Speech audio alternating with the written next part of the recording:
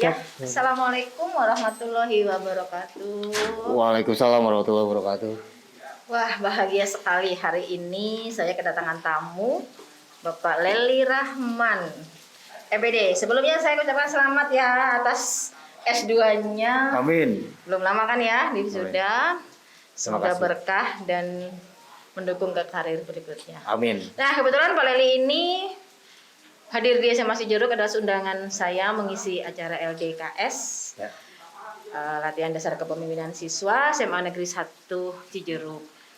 Nah, tapi saya jadi ingin tahu nih tentang profil Pak Lely secara lebih mendalam lah. Nah, saya ingin tahu Pak Lely kan masih muda ya, pokoknya jauh lah ya sama saya. Tapi ini sudah calon kepala sekolah nih. Nah, saya ingin tahu bagaimana apa mungkin ya pengalaman dari awal meniti karir, pengalaman-pengalaman yang mungkin tidak terlupakan, pengalaman yang sangat bermanfaat atau hal-hal lain yang karir ini sudah lalui. Nah, itu saya ingin mendapatkan cerita tentang itu. Ya Pak Lely, supaya menginspirasi kita semua. Oke. Terima kasih Bu Ana sebelumnya. Ini sebuah kehormatan buat saya Bu ya, diundang di acara podcast di Seman 1 Cijeruk ini. Terus terang ini lagi booming dan alhamdulillah saya dapat kesempatan untuk berbicara di sini. Ngobrol ya Bu ya. Ya, ngobrol. Sebetulnya tidak ada yang istimewa dari diri saya Bu, cuman memang saya itu dari awal memang suka berorganisasi awalnya.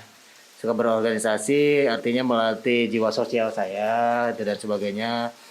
Kemudian kalau dari segi akademis sih memang kalau secara akademis dari mulai SD sih ada prestasi, tapi SMP SMA sudah mulai tidak ada prestasi sama sekali sebetulnya. Tapi dari kehidupan saya itu selalu ditanamkan perilaku yang positif oleh orang tua, dan ini mulai muncul ketika kuliah Bu. Jadi ketika kuliah ini saya mulai karena kuliah kebetulan di olahraga yang terdapat nilai-nilai sportivitas itu yang ditanamkan, dan nilai-nilai disiplin ditanamkan di situ, akhirnya terbentuklah diri saya yang seperti saat ini gitu. Mulai dari situ ketika saya bertugas menjadi awal sebagai PNS, kemudian saya diberikan tugas tambahan sebagai kesiswaan gitu ya, staf kesiswaan pada saat itu. Artinya potensi saya berkembang begitu saja sebetulnya, karena mungkin saya punya modal yang ditanamkan oleh orang tua, oleh lembaga pendidikan dalam hal ini sekolah ataupun perguruan tinggi yang menjadikan saya seperti saat ini. Dan alhamdulillah Bu, perjuangan ini sebetulnya ini tidak dibayangkan sebelumnya, tidak dimimpikan sebetulnya dari awal, tapi ya mengalir begitu saja. Jadi karakter ya Pak ya, karakter itu adalah penanaman yang utama dari kecil seperti itu. Nah, ini kebetulan juga tadi bicara Pak Lely memang dari awal sekolah ya sudah mendapatkan penanaman karakter yang positif. Kebetulan kan sama-sama nih ya ketua MGMP nih. Betul. Meskipun mau habis Bu sebentar lagi. sama saya juga. Kalau Pak Lely kan karena memang meningkat di jenjang berikutnya, kalau saya memang sudah lelah sepertinya. Artinya begini Pak Lely ya, sama halnya ya, mungkin kita pun mungkin ada cerita yang sama bahwa jadi ketua MGMP pun kan sebenarnya bukan sebuah keinginan kan, itu kadang-kadang menjadi memang jalan hidup. Betul. Ya, atau memang ya kita diberi amanah lah sebagai ketua MGMP. Nah, apa kira-kira karena ini agak sedikit berbeda ya karakternya. Betul, ya. Betul. Saya geografi, Pak Lely PJOK. Nah, tapi apa kira-kira kesan dan hal-hal positif apa yang kemudian dalam MGMP itu juga bisa memberikan pengaruh dalam perjalanan karir atau dalam pendewasaan diri atau semacam itu? Terus terang Bu, MGMP Penjas ini memberikan saya pelajaran. Pelajaran itu dalam artian alhamdulillah teman-teman di MGMP PJOK SMA Kabupaten Bogor itu memberikan kepercayaan penuh, meskipun sebetulnya saya itu masih ya anak bawang lah mungkin Bu ya. Dan alhamdulillah teman-teman itu tidak melihat itu.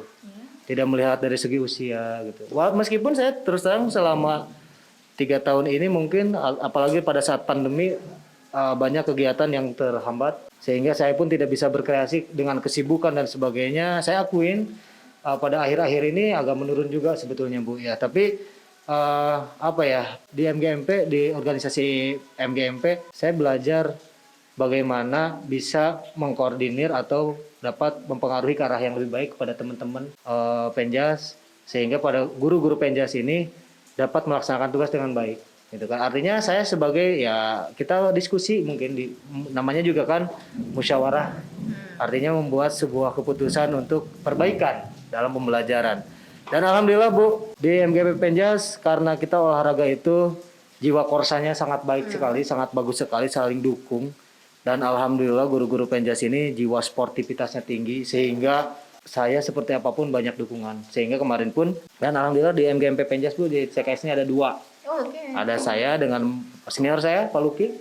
Dan dua-duanya ya memang ini termasuk muda ya, saya dan Pak Luki. Kalau Pak Luki senior saya, dan alhamdulillah teman-teman pada support.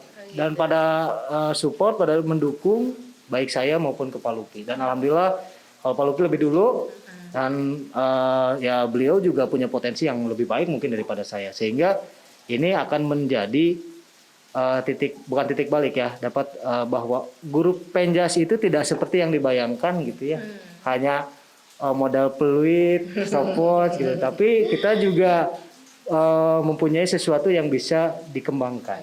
Ya, terima kasih sharingnya. Nah, sekarang sedikit lagi, karena kesini Pak Lely saya undang terkait dengan kesiswaan nih. Betul. Sekarang saya ingin, ya mungkin secara usia tua saya jauh, secara duk ya, daftar urutan, bukan apa, bukan ini angkatan. Angkatan. Jauh juga. Betul, gitu ya. Tapi kan secara pengalaman dan ilmu belum tentu, terutama di bidang kesiswaan. Saya newcomers di bidang ini secara lembaga ya. Mungkin kalau secara individual ya sehari-hari kita sama anak sih ya, sama siswa. Tapi kalau secara kelembagaan saya adalah newcomers, pendatang baru. Saya hanya ingin mendapatkan masukan berdasarkan pengalaman dari Pak Lely.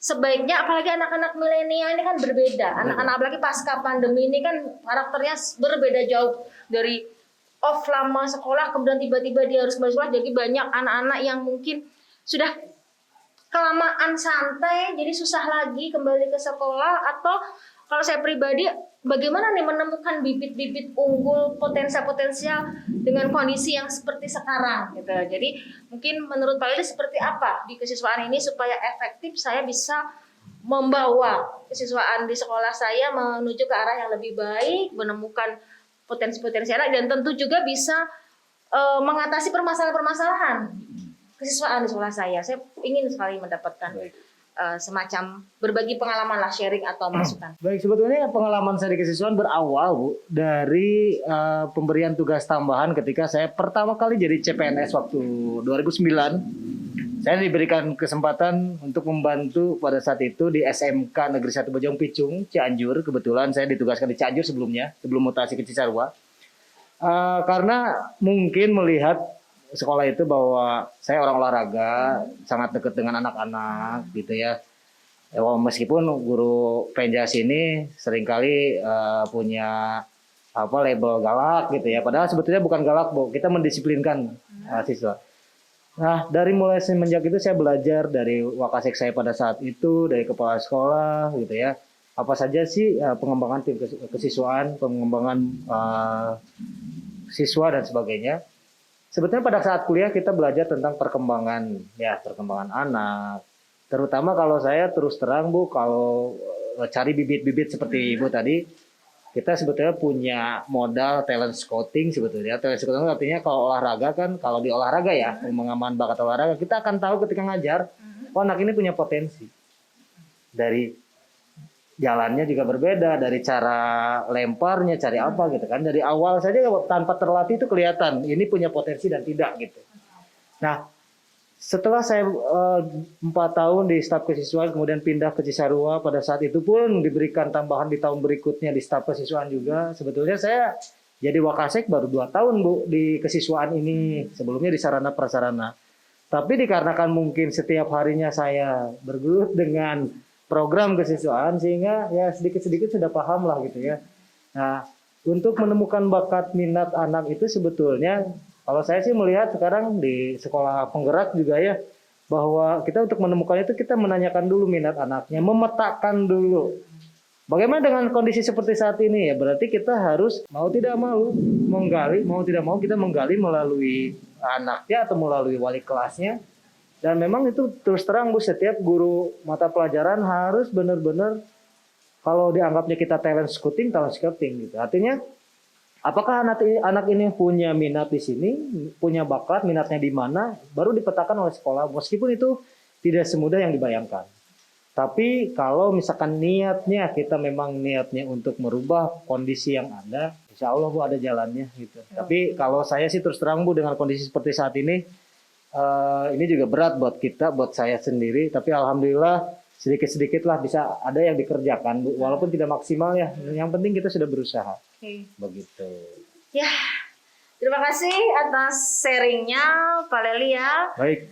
Ini kebetulan cuaca di Cijuruk itu tidak jauh berbeda ya dengan Cisarua, tapi di ruang podcast ini sepertinya cerah-cerah saja ya. Terima kasih banyak Pak Lely, semoga di lain waktu kita masih bisa ngobrol-ngobrol lagi, sharing banyak hal tentang segala hal yang insya Allah bernilai positif bagi tugas kita. Amin, untuk amin. terutama memajukan pendidikan ya buat dunia pendidikan di Indonesia, terutama di lingkup paling kecil di sekolah masing-masing. Sekali lagi terima kasih atas kehadiran Pak Lely pada siang hari ini. Mungkin saya tutup obrolan hari ini. Baik Bu. Assalamualaikum warahmatullahi wabarakatuh. Waalaikumsalam warahmatullahi wabarakatuh.